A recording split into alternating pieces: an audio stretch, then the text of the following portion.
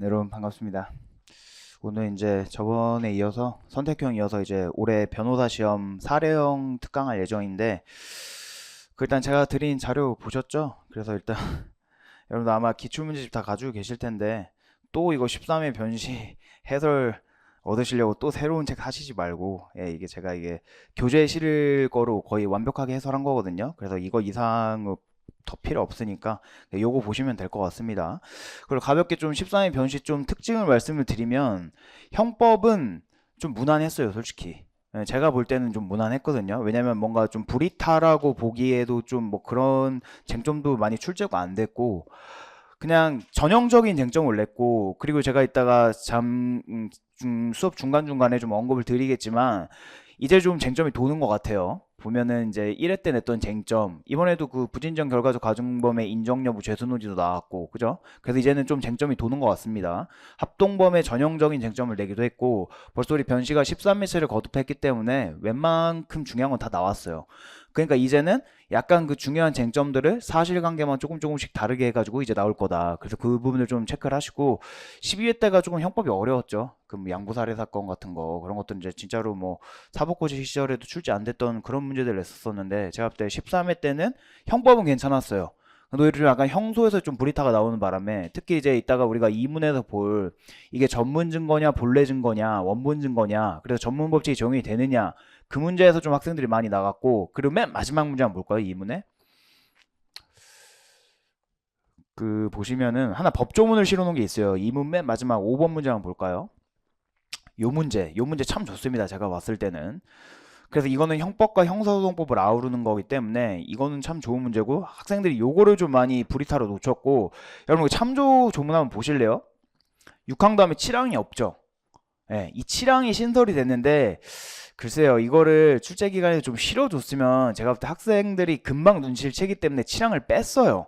그러니까 이게 시간도 없어 죽겠는데 이거 읽다 보면 이게 도대체 무슨 말이지? 그러니까 이제 대충의 이제 공소장 변경이란 말이 나오니까 외웠던 거 이제 기재하기 시작한 겁니다. 공소장 변경, 그래서 이제 뭐 공소사실의 동일성이라던가 막 이런 걸 기재를 했는데, 사실은 형법과 엮이는 문제입니다. 그래서 아주 좋은 문제예요. 그래서 제가 봤을 때 올해 변시는 요 형사소송법에 있어서 5번 문제랑 아까 제가 말씀드렸던 거, 그건 이제 전문 증거 쪽으로 가신 분들이 많거든요. 요걸 잘 쓰신 분들은 아마 고득점 하실 확률이 높습니다. 그래서 천천히 보도록 하겠고, 자, 뭐 시간 없으니까 바로 1문부터 보죠. 자, 제가 어제 분명히 말씀드렸으니까 아마 이거 대충이라도 문제를 좀 풀어 오셨을 겁니다. 그래서 좀 빠르게 읽을게요. 빠르게 좀 읽을게요. 사실관계 1번부터 보시면, 갑을병이 금값 상승에 관한 이야기를 나누는 중 을은 외삼촌 A, 거기 가로, 이런 말 놓치시면 안 되죠. 분명히 형법에서 외삼촌 동거하지 않았다, 아니면 친족이다, 아빠다, 이런 말 괜히 내지 않는다고 했습니다. 그럼 지금 분명히 외삼촌이라고 했으니 일단은 뭐 직계 친족, 뭐 혈족, 이 정도 쪽은 알 수 있겠는데, 근데 아직은 알 수 없어요. 왜냐면 여기에다가 동거했다 안 했다 뭐 이런 말들이 지금 나와 있지 않죠. 근데 일단 체크해 두시고, 집안에 금고에 금괴가 있는데 A가 출장 중이라 집이 비어 있으니 거기 가로 하세요. 이런 말도 괜히 주는 게 아닙니다. 뭐 여러분들 읽어보셔서 알겠지만 결국엔 나중에 갑이 중강대에 의한 강도상해죄를 범하게 되죠.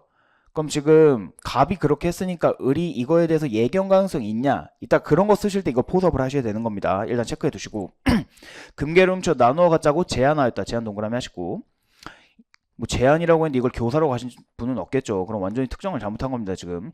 이에 동의한 각각 병에게 을은 A의 집 비밀번호 및 근거의 위치, 비밀번호, CCTV가 없는 도주로까지 상세한 정보와 범행 계획을 제공하였다. 그리고 뒤에서 보시면 아시겠지만 을은 현장에 가지 않아요. 이 정도 되면 이제 주모자로서 엄청나게 많은 정보들을 제공한 거죠. 자, 그 다음 달라. 범행 당일 10시경 범행 계획대로 을은 자신이 거주하는 오피스텔에 남아있었고, 거기 가로 하세요. 자신이 거주하는 동그라미. 자, 그럼 이미 두 개는 하나는 처리해낼 수가 있어요. 이따 분명히 A의 집에 들어가서 물건을 훔치는데, 아까 뭐라고 했었죠? 삼촌이긴 삼촌인데 자신이 거주한다는 소리잖아요. 그럼 무슨 소리예요, 이거? 지금 따로 살고 있다는 소리죠? 자, 그럼 주거친이 그 2022년도에 나왔던 그 별거중 남편 사건에 그 주거침입 논의를 쓰시면 되는 거예요. 거기서 봤을 때 아직까지 공동 거주권자로서 거주권이 남아 있다면, 그리고 그 사람들 그 중 공동 거주권자 1인의 승낙을 받고 들어갔다면 침입이 아니다는 전화합의체 판결이 있죠? 그거 그렇게 쓰시면 되는 겁니다. 이따 다시 볼게요. 남아있었고 각각 병은 A의 집으로 갔다. 병이 얘의 비밀번호를 눌러 문을 열어주고 문 앞에서 망을 보는 사이에 이런 것들도 그렇구나 이렇게 생각하지 말고 이따 포섭하실 때 쓰면 돼요. 결국 우리는 합동범을 쓸 것이니까 합동범이 공모 플러스 기능적 행위 지배의 역할 분담이죠. 거기 쓰실 때 포섭하라고 쓴 겁니다. 지금 역할 분담을 하고 있죠. 한 명은 문을 열어주고 망을 벗고 갑은 A의 집 안으로 들어가 금고를 찾아 열었다. 그죠? 이미 그러면 절도에 뭐 실행에 착수 있겠네요. 하지만 금고안은 텅 비어 있었다. 거기 바로 별표. 이런 말 놓치시면 안 됩니다. 이건 출신 쟁점 많아요. 왜냐면 여러분 우리가 보통 하면은 불능미수, 중지미수 쟁점을 통으로 같이 내요. 근데 13의 변시 특징이 뭐냐면 1문에다가 불능미수를 냈고 2문에다 중지미수를 냈어요. 그러니까 학생들이 바쁘니까 텅 비어 있었다. 뭐 그런가 보다. 그냥 이러고 넘어간 거예요. 그래서 제가 그 올해 138개 맞은 친구한테도 물어보니까 이 불능미수 쟁점은 놓쳤다고 하더라고요. 그래서 이런 것들이 중요합니다, 여러분. 갑은 계속하여 근계를 찾던 중 출장이 연기되어 마침 집안 침실에 있던 A에게 뭐야? 아까 전에 분명히 출장 갔다고 했는데 지금 생각지 않게 지금 A가 아예 집에 있었죠? 그래서 이런 것들도 잘 체크해 두셔야 돼요. 그러면 뭐 예견 가능성이 없었다. 왜냐면 을 자체도 알려줄 때는 삼촌 집 알려줄 때 삼촌이 지금 출장 중이다 이렇게 알려줬잖아요. 그죠? 그럼 지금 을은 아예 모르고 있어요. A가 집에 있었는지. 출장이 연기되어 마침 집안 침실에 있던 A에게 발각되자 자신을 붙잡으려는 A의 얼굴을 주먹으로 때리고 동그라미 하시고 시작한 지 얼마 안 됐습니다. 하시면 돼요. 예. 지금 사실관계 읽고 있으니까 때리고 그죠 여러분? 여러분 그럼 일반적으로 우리가 알고 있는 때리고는 구성요건 행위탱을 한번 포섭해 보세요. 뭐죠? 폭행이죠, 폭행. 보통 때리면 폭행 쪽으로 가는 거였죠. 일단 체크해 주세요. 때리고 동그라미 해두시고. 집 밖으로 도망쳤다. 한편 병은 망을 보는 시간이 길어지자 갑에게 진행 상황을 물어보는 문자 메시지를 보냈고 이에 갑이 금고 안에 있는 금괴가 없다는 답을 보내자 갑이 집에서 나오기 전에 이미 현장을 떠났다. 나오기 전 동그라미 하시고 현장 떠나다 동그라미 하시고 그렇구나. 그냥 놓치시면 안 됩니다. 제가 이따 다시 설명을 드리겠지만 이 부분에 대해서 강도치상죄를 노리신 분들도 있어요. 근데 저는 거기엔 좀 반대합니다. 왜냐면 여기에 대법원 판례가 명시적으로 있어요. 그건 이따 제가 다시 설명을 드릴게요. 그리고 지금 여기에서 말하는 건 병이 제가 여러분들 한번 말씀드린 적 있을 거예요. 일반적인 공범관계 이탈에 있어서는 단순 가담자라면 실행의 착수 전에 이탈하면 책임지지 않는다. 하지만 그게 변형되는 경우가 있는데 중강도에 있어서 공범관계 이탈은 발각 전이냐 후로 나뉘어서 공범관계 이탈이 있다. 이거 이 판례 낸 겁니다. 제가 봤을 땐 분명히 출제기관에선 병은 발각 전에 이탈했으니 중강도에 대해서 예견 가능성도 없고 따라서 중강도 책임지지 않는다. 이걸 낸 겁니다. 괜히 이 말을 넣었을 리가 없어요. 제가 이따 판례도 증명을 해드릴게요. 이 정도 체크해 두시고 자 그다음 빠르게 읽을게요. 그 다음에 형사동 쟁점이 많으니까 A는 집에 침입한 절도범이 나를 때리고 도주하였는데 절도범한테 맞아서 코에 피가 난다. 절도범은 30대 초반에 빨간색 뿔테 안경을 착용하였고 청바지에 흰색 티셔츠를 입었다. 여긴 중요하지 않아요. 요런 데는 그냥 빨리 본시에서 대각선으로 읽으셔야 됩니다. 왜냐면 이제 형도 쟁점이니까. 112 신고를 하였다. 신고를 받고 출동한 경찰관은 근처를 탐문하던 중 A의 집으로부터 2km 떨어진 지점에서 인상착의가 흡사한 갑을 발견하고 검문을 위해 정지를 요구했다. 거기 가로. 보자마자 알아채셔야 돼요. 불신 검문 하고 있구나. 바로 알아채셔야 되는 겁니다. 자, 그 다음에 갑이 이를 무시하고 그대로 도주하자 200m가량 추격하여 갑의 옷자락을 붙잡았고 거기 가로. 이따가 우리 그 이문인가에 나오죠. 문제 2번인가 3번인가에. 경찰관이 옷자락을 붙잡은 행위가 적법하냐 이거 물어보고 있죠. 그럼 불신 검문에 있어서 지금 정지하라고 했는데 도망갔을 때 실력 행사가 어느 정도 가느냐 그 쟁점으로 잡히는 겁니다. 그죠? 기계적으로 보이죠? 갑이 이를 무시하고 그대로 도주하자 옷자락을 붙잡았고 그로 인해 갑이 바닥에 넘어졌다. 경찰은 갑의 손과 소매 부분에 피가 묻어 있다는 것을 발견하고 이런 것들도 이따 포섭하라고 주는 겁니다. 그죠? 그 증제 흔적이 명확한 경우 같은 걸 말하는 거죠. 행적에 대해 질문을 하려고 했으나 갑이 다시 도주하려고 하자 그 자리에서 체포의 이유와 변호의 선임권 등을 고지하고 미란도 고지했죠. 체포했다. 자, 그 다음 달라. 여기 이런데 놓치시면 안 돼요. 다시 한번 확인 사살해주고 있어요. 출제기관에서. 경찰 조사 결과 거기부터 가로하세요. 금괴는 이미 오래전에 처분한 터라 사건 당시 금고안에는 아무것도 없었고 거기 가로. 이게 무슨 말일까요 여러분? 절도라로 들어갔는데 애초에 절도할 물건이 없었다. 처음부터 결과 발생이 불가능했다. 뭐 쓰란 말이에요 이거? 불능미수 쓰라는 겁니다. 불능미수. 그죠 여러분? 그래서 제가 아까 전에 두 번째 단락에 세 번째 줄에 텅 비어 있었다. 한번 의심하라고 했잖아요. 어라? 물건 훔치러 갔는데 아예 없었어? 그럼 뭐 지금 원래 훔치러 갔는데 실행의 착수 있었으니까 뭐지? 이렇게 볼 수 있는데 지금 맨 마지막 단락에서 다시 한번 확실하게 주고 있잖아요. 애초에 금고에 금괴가 없었다. 나는 원래 절도를 하려고 했는데 애초에 내가 절도하려고 했던 물건이 없었다. 이건 무슨 소리입니까? 절도는 절도할 물건이 있어야지 절도할 수 있는 거 아니에요? 근데 절도할 물건이 없었잖아요. 그럼 뭐예요? 애초에 대상 또는 수단의 착오로 결과 활성이 처음부터 불가능했다. 불능범이냐 불능미수냐 일단 구별해 준 다음에 불능미수라면은 위험성 판단 기준에 대해서 써보시오. 그건 낸 겁니다. 아시겠죠? A의 자 거기 동그라미 갑 알고 봤더니 A는 갑의 폭행으로 인해 그럼 여러분 시작은 뭐로 한 거예요? 폭행으로 했죠? 폭행으로 인해 2주간의 치료를 요하는 비강출혈 상을 입었다. 상 동그라미 하세요.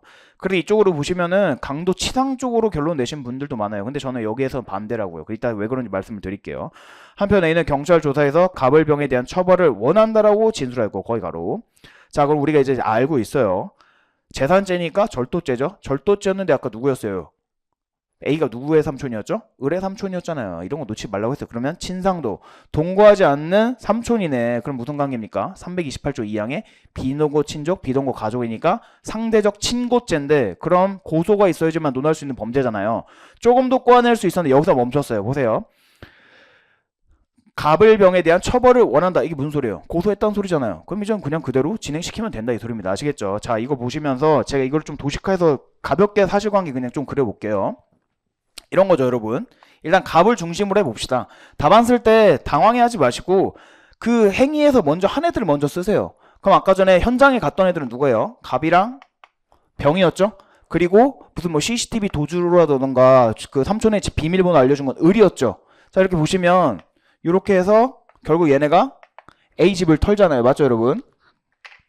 근데 잘 알고 계시죠? 형법상 합동의 규정이 있는데 그 중 하나가 합동절도죠. 합동절도. 얘네들은 붙어서 있다는 거죠. 그래서 금괴. 결국 금괴를 훔쳤으니까 둘이 합쳐서 훔쳤으니까 이거 뭐예요 이거? 합동이잖아요. 합동 쓰라는 거예요 전형적으로. 합동절도. 때 뭐라고 했어요? 아까 전에 분명히 금괴가 텅 비어 있었다 이랬잖아요. 그럼 뭐예요? 미수 쓰라는 거지 미수. 그 미수 중에서도 뭡니까? 불능미수 쓰라는 거죠. 불능미수 쓰라는 거고 그리고 여기서 절대 놓치면 안 되는 거. 제가 분명히 뭐라고 했어요 여러분? 범죄는 어디 들어가서 한다니까요. 놓치지 말라고 했잖아요. 무조건 주침 쓰라는 겁니다. 주침. 근데 주침을 혼자 했어요? 누구랑 했어요? 같이 했잖아요. 그럼 뭡니까? 폭처 주침 쓰라요. 폭처. 폭처인데 제가 저번에 선택격 강의 때도 말했지만 폭처 쓸 때 뭐라고 했어요? 제가 이것만 외우라고 했잖아요. 동장기 인용. 이거 외우라고 했죠 여러분? 동일 장소 동일 기에 서로 다른 자의 범행을 인식하고 이를 이용해가지고 범행한 게 공동하여라는 뜻이랬죠. 이거 안 쓰면 제가 점수 없다고 했잖아요. 그죠? 자, 요거 쓰라는 거고 그 다음에 여기까지가 병이랑 같이 한 거고 아까 전에 제가 분명히 말했죠. 뭐 인기척이 들리자마자 어떻게 답장 오자마자 병 어떻다고 했어요. 내뺐다고 했잖아요. 도망갔다고 했잖아요. 이것도 괜히 낸 게 아니라니까요. 중강도 공모에 있어서 결국 이게 공범의 이탈 관계가 일어났냐 그거 내라고 낸 거예요. 근데 여기서 더 나아가서 뭐랍니까 갑은? 갑은 이제 A에 대해서 어떻게 해요 이제? 원래 이미 특수절도 미수는 정해졌고 그럼 특절미죠? 미수가 아까 어떻게 했어요? A한테 걸리니까 체포 원탈을 목적으로 어떻게 했죠 아까 전에? 때렸다 폭행했다 이렇게 돼 있었죠? 폭행 전형적이네 그럼 그죠? 이걸 뭐라고 하죠? 4, 5 강도죄인 중강도라고 하잖아요 여러분. 중강도. 일단 중강도를 범했는데 결과가 어떻게 나왔어요? 아까 비강출혈 상을 입혔다라고 했잖아요. 그럼 상이잖아요. 상해. 결국 그럼 종국적으로 얘가 저지른 범죄는 뭡니까? 강도 상해죄가 되는 거예요. 근데 이거를 치상죄로 가신 분들도 많아요. 괜찮아요. 어차피 제가 이따 설명을 드릴게요. 논리 일관성을 갖추면 돼요. 강도 치상죄로 가면 어떤 식으로 되냐면 기본 범죄가 고인데 치 X죄가 붙었네. 고의 플러스 과실이지. 이거 뭐예요? 결과적 가중범이죠. 근데 여러분 잘 법조문 찾아보시면 우리 형법 342조에는 미수범 규정을 두고 있어요. 결과적 가중범에 미수를 인정할 것이냐. 결론 알고 계시죠? 우리 대법원 인정해요 안 해요? 안 하잖아요. 기본범죄에 내포된 전형적인 위험이 실험된 거니까 기본범죄 미수에 그쳤다고 하더라도 중앙결과 발생했으면 인정한다. 그 쟁점으로 빠져도 돼요. 근데 제 말은 강도상해죄라고 써놓고 결과적 가중범의 미수를 논해주고 그거는 논리모순이에요. 논리모순. 고의 플러스 고의범에다가 결과적 가중범의 미수를 논해준다고요? 그러면 이건 완전히 아예 난 결과적 가중범을 몰라요? 이걸 내가 자인하는 거나 다름이 없는 겁니다. 그래서 이렇게 쓰셨으면 차라리 결과적 가중범의 미수 논의를 쓰는 건 맞아요. 근데 답안에다가 강도상해죄를 써놓고 결과적 가중범의 미수가 인정될 것이냐. 그럼 아니 지금 난 결과적 가중범을 모른다를 나는 출제자한테 아니 자인한 것만 다름이 없습니다. 아시겠죠 여러분? 그래서 학설에 따라서 강도치 상제로 가셔도 되고 판례에 따라서 강도 상해제를 검토해줘도 되는데 판례도 이거 비슷한 게 있어요. 지금 보시면 여러분 이따가 중강도의 기미수 쟁점도 또 하나 잡히죠. 왜냐면 지금 아까 전에 특수절도 미수가 불능미수인 미수로 그쳤잖아요.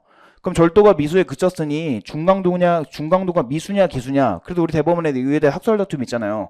절도를 기준으로 하자. 아니다. 구성여건 행위태양인 폭행협박을 기준 행위태양으로 하자. 그래서 제가 이거 두 음자로 따드렸죠. 중강도의 기미수랑 처벌태양 제가 어떻게 외우라고 했어요. 기절, 처폭 이렇게 외우라고 했잖아요. 그죠? 중강도의 기미서는 절도를 기준으로 하고 처벌태양 특수강도냐 강도냐로 처벌할 때는 폭행협박의 행위태양을 한다. 근데 앞에 걸 낸 겁니다. 그럼 결국에 오늘은 합동절도가 미수에 그쳤으니 절도가 미수란 소리 아니에요. 그럼 중강도가 뭐예요? 중강도가 미수죠? 근데 이 강도상해죄도 이 비슷한 판례가 있어요. 절도가 미수에 그쳤다고 하더라도 상해하면 강도상해죄가 성립한다. 어차피 결론은 비슷해요. 그러니까 어찌됐건 제가 여기서 강조하는 포인트는 논리 일관성을 갖추라는 거예요. 내가 아는 거 다 뿜어내는 것도 좋은데 조금 더 고득점을 하려면 내 논의가 일관성이 있어야 돼요. 고의 플러스 고의범에다가 결과적 가중범의 미수를 논의를 한다? 그건 아니죠. 이건 결과적 가중범을 모른다는 소리인 거죠. 무슨 말씀 이해하셨죠 여러분? 그래서 큰 틀은 이거예요. 그럼 일단 현장에 있었던 애들 처리를 했네요. 갑을 먼저 처리하고 그 다음에 갑 제책을 다 쓰세요. 갑은 이렇게 연결돼서 강도상해까지 성립이 되는데 그 다음에 병을 논해주시면 되는 거예요. 병을 논해주시면서 합동절도까지는 이설이 없죠. 폭처주침까지 같이 붙어서 했으니까. 근데 이제 중강도에서부터 문제가 됩니다. 지금 폭행을 갑이 지금 A가 현장에 들어가가지고 지금 갑이 A의 집에 들어가가지고 지금 금괴를 훔치는 과정 속에서 얘를 때렸잖아요. 이게 지금 얘한테 예견 가능성이 있느냐. 그러면 얘가 예견 가능성이 있다면 얘도 중강도에 대한 책임을 질 거고 강도상해까지 갈 건데 아까 제가 그 세 줄 우리 같이 읽었잖아요. 발각 전에 도주하였다. 대법원은 여기에서 예견 가능성 인정을 하지 않아요. 그래서 얘는 중강도가 인정이 안 될 겁니다. 그죠? 여기 얘는 지금 중강도가 인정이 안 되는데 중강도에 의한 강도 상해죄가 인정이 되겠어요? 당연히 안 되겠죠. 그죠? 그럼 이렇게 해가지고 결론 내리신 다음에 이제 누구 남았어요? 이제 갑 남았잖아요. 이제 을 남았잖아요. 을만 처리하면 되는 거예요. 그래서 제가 항상 여러분들 그랬잖아요. 합동범은 전형적이라니까요. 현장에 있는 애들한테 합동을 써주고 현장에 가지 않은 애는 합동범이 성립이 될 거냐. 제가 된다고 했어요? 안 된다고 했어요? 안 된다고 했잖아요. 왜요? 공모 플러스 기능적 행위짐의 역할 분담 플러스 시간적 장소적 협동 관계여야 되는데 얘는 아까 집에 있었잖아. 지 오피스텔에. 그러니까 합동은 죽었다 깨어나 될 수가 없어요. 그럼 여기서 끝이냐? 그게 아니라고 했었죠. 그렇다면 얘한테 합동범의 공동정범이 될 수 있냐? 오늘은 그거 쓰라는 거였어요. 그죠? 그럼 을은 지금 여기 써주고 자 여기서 하나 더 놓치면 안 되는 게 집 비밀번호 알려줬잖아요. 그죠? 그럼 뭡니까? 이거죠? 폭처의 주침도 성립돼요. 여러분 잘 보세요. 폭처의 아까 의미가 뭐였어요? 동일 장소 동일 기회는 아까 우리 합동에서 봤었던 어떤 워딩이랑 비슷해요? 이 시장협이랑 비슷해요. 그래 안 그래요?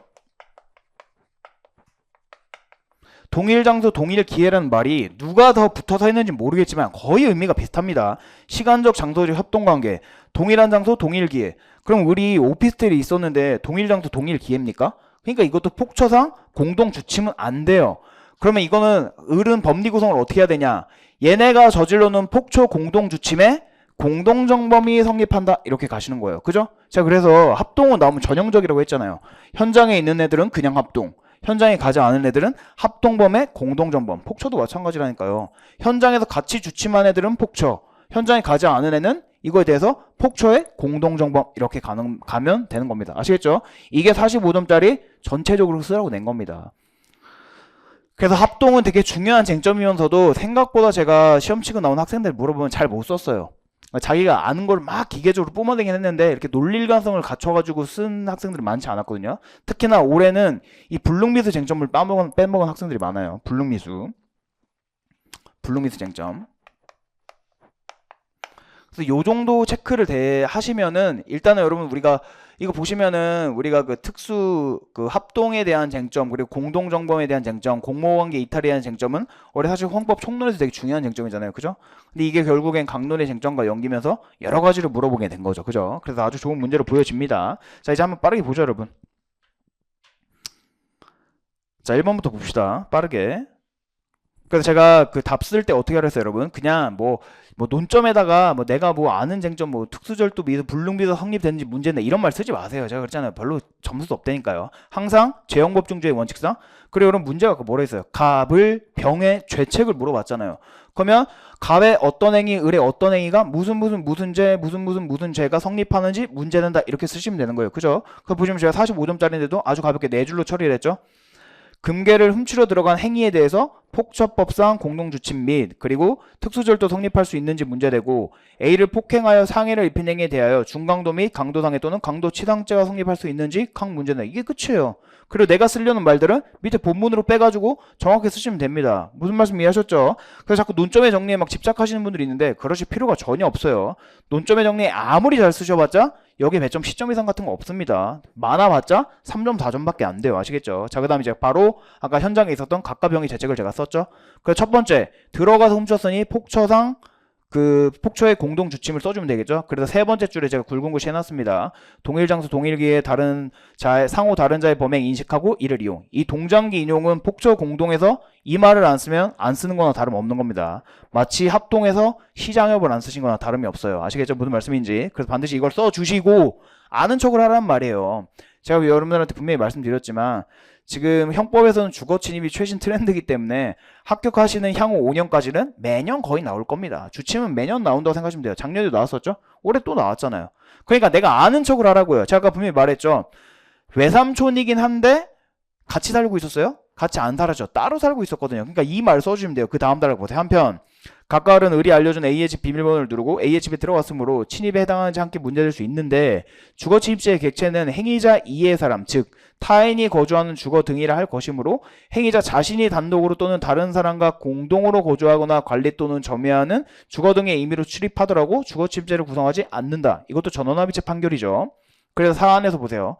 사안에서 을은 외삼촌 A와 동거하지 않고 이게 무슨 소리예요? 그러니까 어차피 나는 주거권이 없다라는 소리겠죠. 그러니까 주거침입죄 주체가 될 수 있다는 거.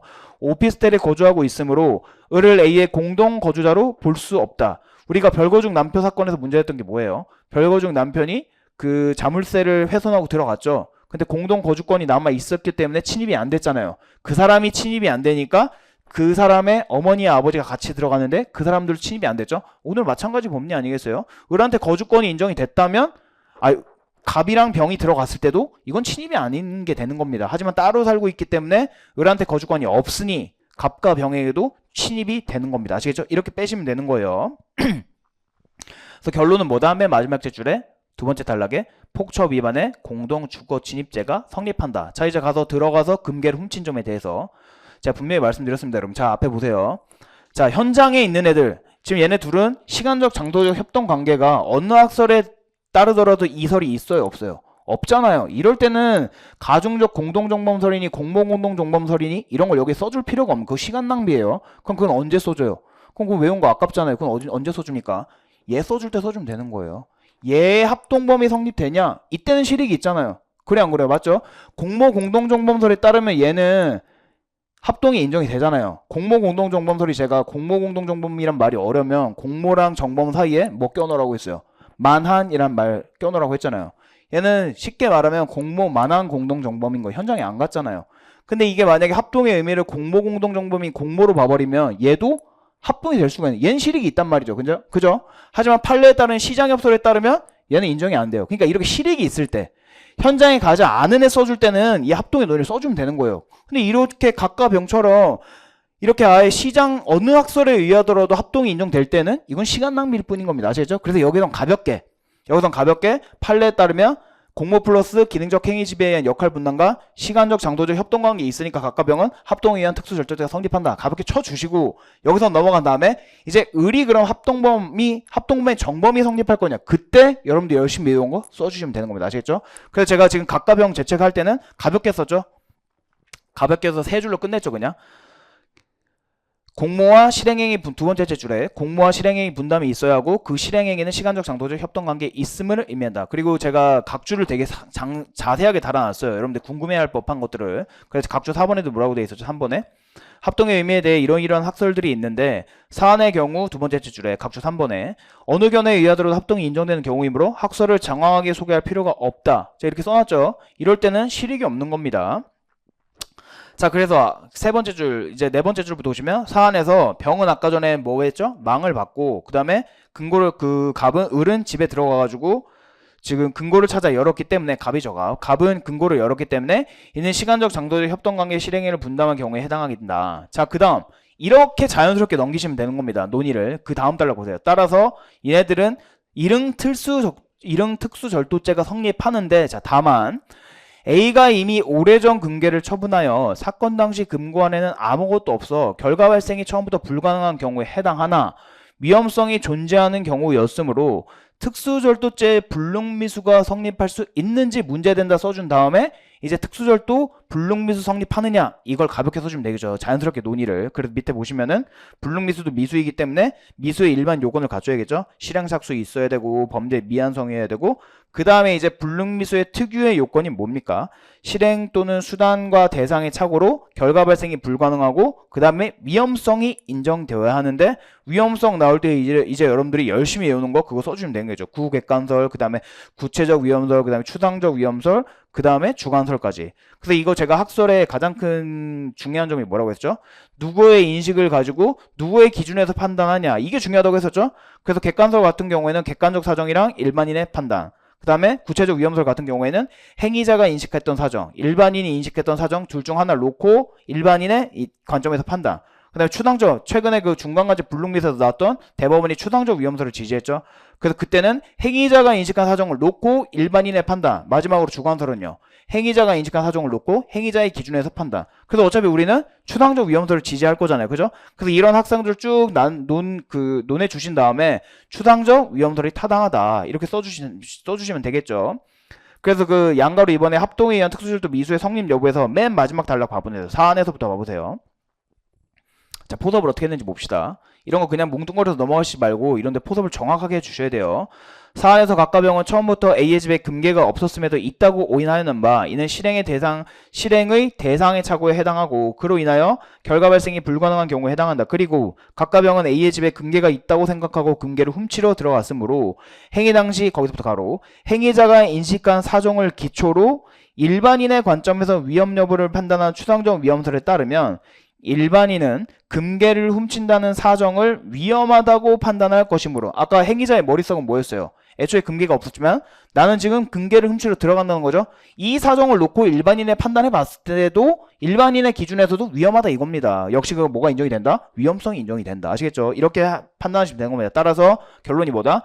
특수절도죄 불능미수가 성립한다. 맞죠 여러분? 자, 그 다음 우리가 그럼 특절미까지 성립을 했으니까 이제 이걸 처리를 해야 되는 거예요.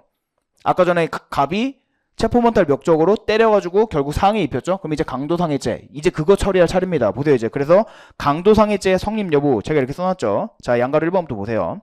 강도상해죄는 강도가 사람을 상해할 때 성립한다. 337조. 제가 항상 이렇게 시작하라고 했었죠. 제형법정주의니까 반드시 법조문을 논의해 주셔야 됩니다.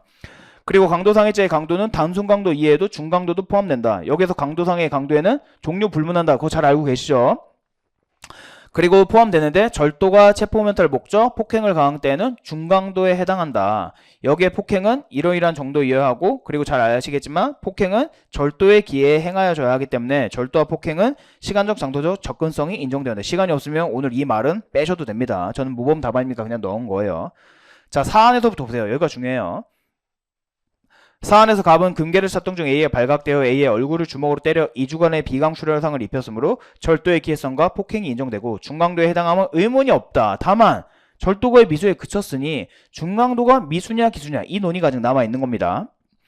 앞서 살핀 바와 같이 특수절도가 미수에 그쳤으므로 중강도죄의 미수가 성립하는지 문제된다. 그럼 여러분들 또 잘 암기해 놓으신 거 여기다 썰을 풀면 되는 겁니다. 그래서 중강도의 구성요건은 아까 절도가 체포멘탈 목적으로 폭행 협박을 한 거니까 이 구성 요건의 행위 태양을 기준으로 하자라는 폭행 협박 행위 태양설이라는 게 있고 아니다. 중강도도 결국에는 강도죄와 마찬가지로 재산죄의 본질이 있다. 따라서 절도를 기준으로 하자라는 학설이 있는 건데 우리 대법원은 뭘 기준으로 보죠? 절도를 기준으로 봅니다. 그럼 절도가 미수에 그쳤으니 결국에는 중강도 미수가 되는 겁니다. 이렇게 그냥 빼시면 되는 거예요. 아시겠죠? 제가 여러분들 분명히 말씀드렸지만 올해 문제도 보시면 알겠지만 시간이 없어요. 이런 논의들은 이렇게 제가 쓴 것처럼 쓰면 좋은데 시간이 없어요. 그래서 항상 키워드 위주로 줄이는 방식을 계속 여러분들이 고민을 하셔야 됩니다. 내가 만약에 이걸 나오면은 이걸 내가 5줄 안에 어떻게 내가 키워드로 녹일 수 있을까? 플러스 거기다가 이 키워드를 녹인 상태로 포섭을 어떻게 할까? 이걸 항상 고민하셔야 돼요. 그래야지 올해 변시같이 이렇게 양치기가 많은 시험에서도 여러분들이 분명히 시간 안에 들어올 수가 있습니다. 아시겠죠? 자, 그래서 결국 판례는 기수 여부를 절도를 기준으로 판단한다.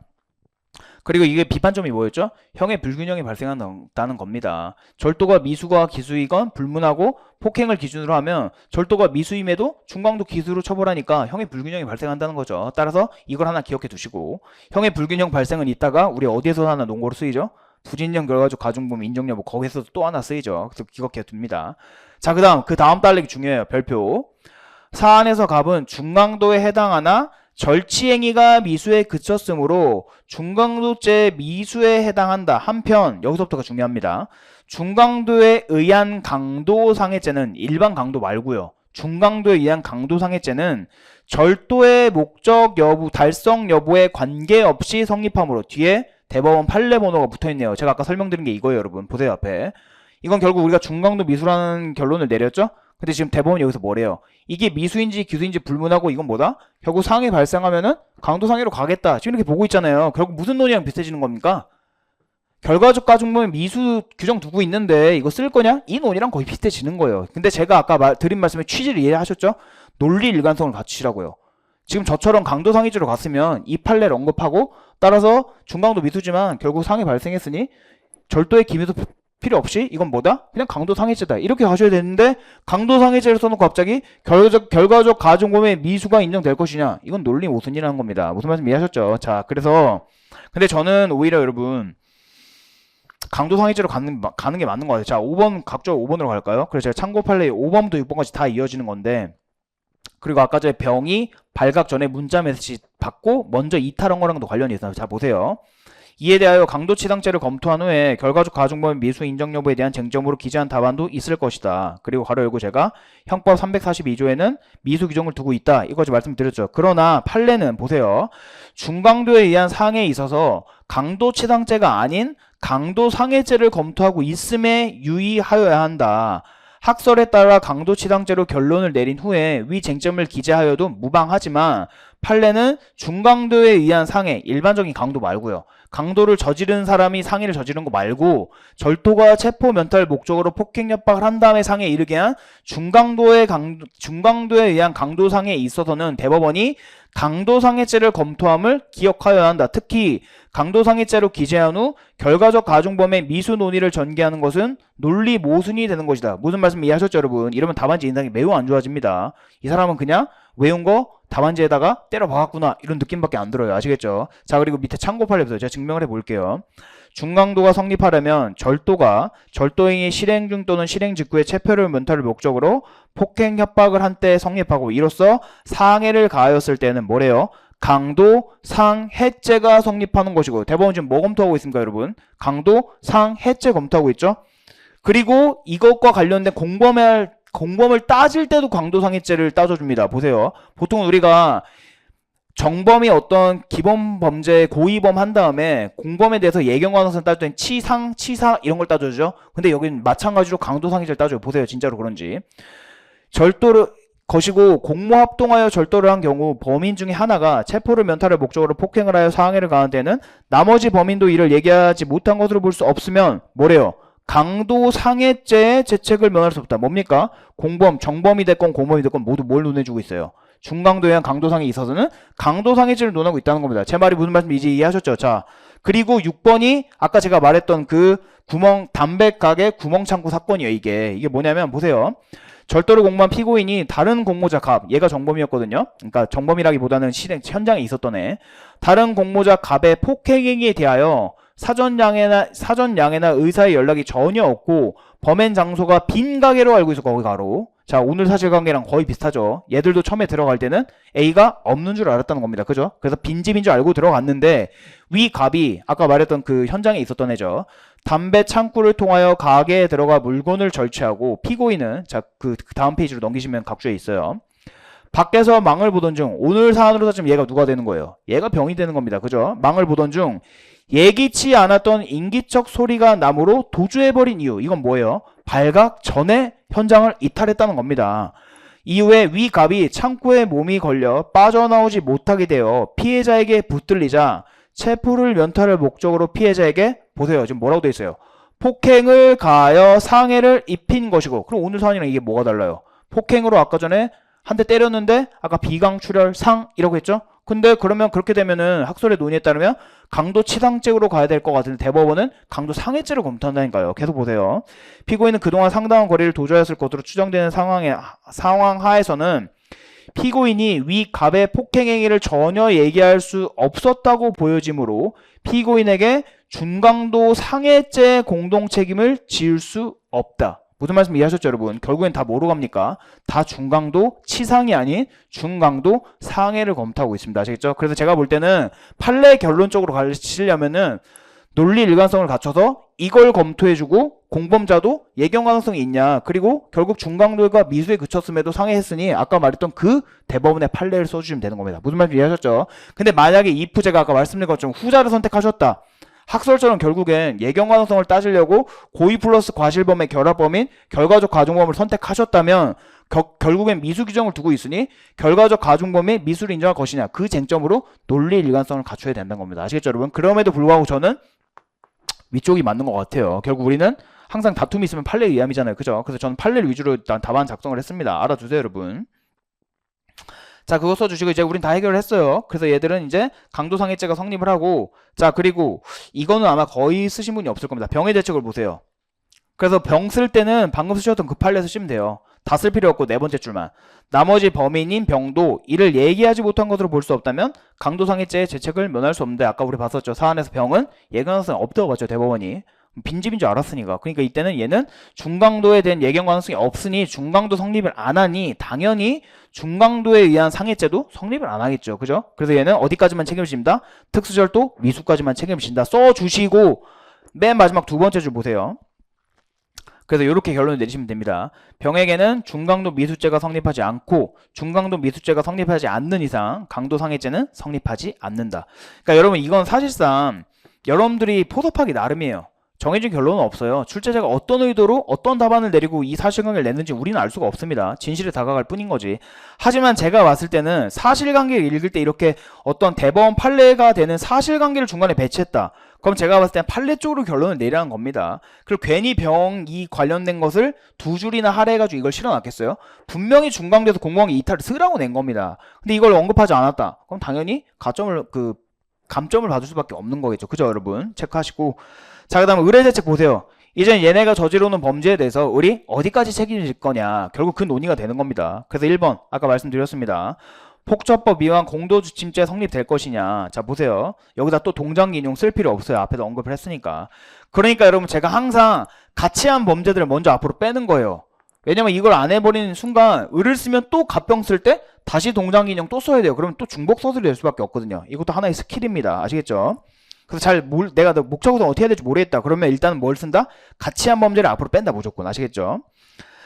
자, 그래서 보시면 을은 각각 병과 주거침입을 공모하였으나 각각 병이 주거침입의 현장에 있지 않았으므로 뭐는 될 수 없다? 폭처법상 공동주침 그 자체는 될 수 없다. 하지만 폭처법상의 공동정범이 성립할 수 있을 뿐이다. 옆에다가 합동범 유사 하나 써줍니다. 아시겠죠, 여러분? 이제는 헷갈리지 마세요. 자, 보세요. 이제 특수절도죄 성립 여부. 일단 이거 먼저 논해줘야 돼요. 합동범, 합동범이 정범이지만, 그러니까 합동범의 그 현장에 있었던 정범이 될 수 있냐, 이 논의를 이제 여기서 여러분들이 열심히 이런 걸 써주시면 되는 겁니다. 왜? 이땐 실익이 있어요. 공모 공동 정범설에 따르면 을도 합동성이 인정이 되거든요. 하지만 판례 입장인 현장설에 따르면 얘는 인정이 되지 않습니다. 이럴 땐 실익이 있죠. 왜? 학설 간의 결론을 달리하니까. 그래서 여러분들 잘 외우고 계신 공모 공동 정범설, 가중적 공동 정범설, 현장설 더 쓰셔도 됩니다. 근데 저는 가장 중요한 대립된 두 개만 썼어요. 이런 것도 그냥 여러분들 답안지 쓰는 스킬입니다.